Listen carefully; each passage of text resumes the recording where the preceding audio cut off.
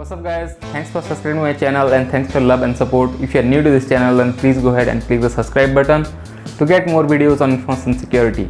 So a quick update, I have changed my channel name from Security Learning to InfoCK just for performing better with respect to your YouTube SEO or search engine optimization. So I'll make a proper depth video about what is YouTube SEO or how it works because I have done some research recently. So I'll make a video separately on it. So in this video we are going to talk about information disclosure vulnerability and how a security researcher basically use this information disclosure vulnerability to report to multiple platforms and earn a bug bounty worth 30,000 USD.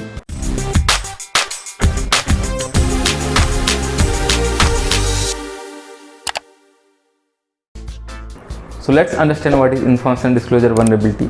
So information disclosure is a kind of vulnerability where user information is directly able to accessible without providing any credential or without having any authentication or authorization check.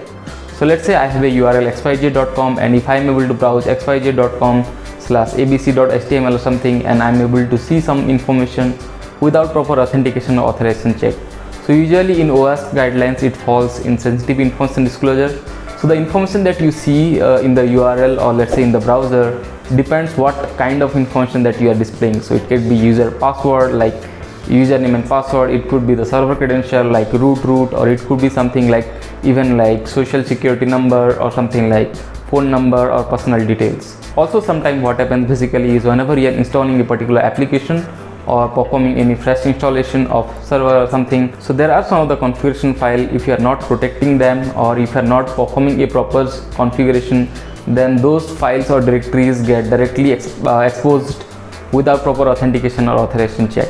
So let's jump into the vulnerability that is being reported by the gentleman in order to get a bug bounty worth 30,000 USD. So the gentleman has been working on ServiceNow for a long time. So he was quite friendly with ServiceNow, so he knows like where to navigate to get some information like client details or employee details or issue details and other thing. So he was able to figure out some of the URL which are following like ID equal to KB0000 or let's say KB1234 something like that, and he was able to get some user information or employee information on their own organization, right? So utilizing that, what he did is he started looking for what all different organizations which are using same ServiceNow.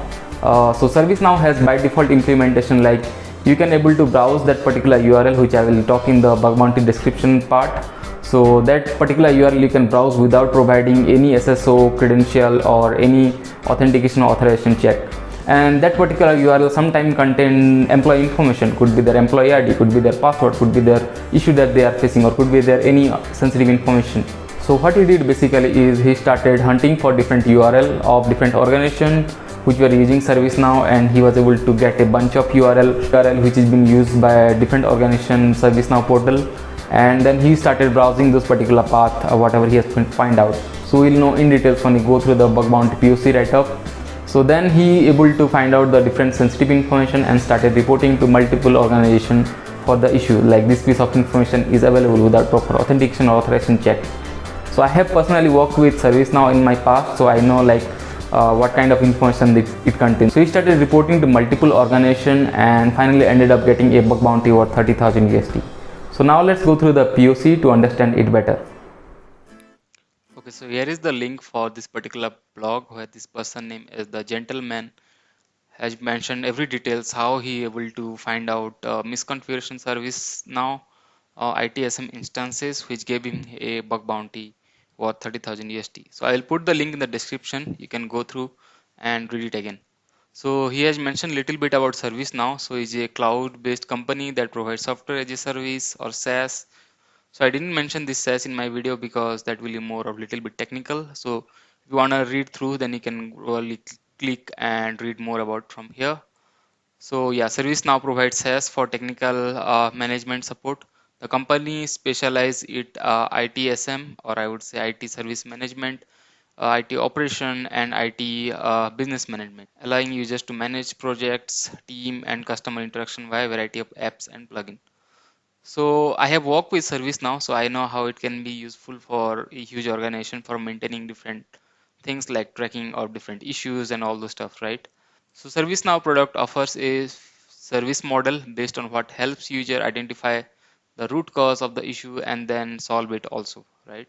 So to reach instance, URL will be something like this. So let's say Facebook has a service now, then it will be something like https://facebook.service-now.com, right? Now the issue, let's talk about the issue that he basically found out. So he has worked with ServiceNow for some time, so he has some of the depth knowledge. So he figured out one of the module name as knowledge management or ServiceNow KM, so which enables sharing the information in the knowledge base, so which will have something like this kind of information. So I can completely make sense because I have worked with ServiceNow in my past. Now, so the URL that will be flowing through once you click on a ticket or a link, then it will be something like this: https://company.service-now.com/kbview customer.do, and the sys parameter article equal to kb00, and last 4 digit will be something random, or let's say sequential, or let's say any 4 digit number. Now the exploitation, what it did basically is this particular URL was publicly accessible without proper authentication or authorization check. So what he noticed is like a lot of company had this endpoint reachable publicly without authentication. So even though reaching the company instance itself, like performing any SSO login or OTA login or one login, browse through this URL and dump the information. So what it did basically, he started scanning for the subdomain with start.service-now, and he was able to find out some of the URL, and then he used this burp intruder feature for brute force for the last 4 digit of this sys article parameter, and then sorted the result. And then using the burp suite grep match option for words like passwords, internal, credential, confidential, he was able to get all those sensitive information, right? Now the next step he did basically is he reported all this issues to multiple companies which are available with the ServiceNow portal, and he was able to get a bug bounty worth 30,000 USD. So I hope you would have got some idea like how a simple information disclosure can be very impactful sometime, and it can give a huge bounty worth 30,000 USD. So I hope you have liked this video. Do hit like and subscribe. If you have any comment or something, please do write in the comment box. So if you want me to make more videos on this kind of topic, then please do write in the comment box. I'll try reply and make more videos. Thank you.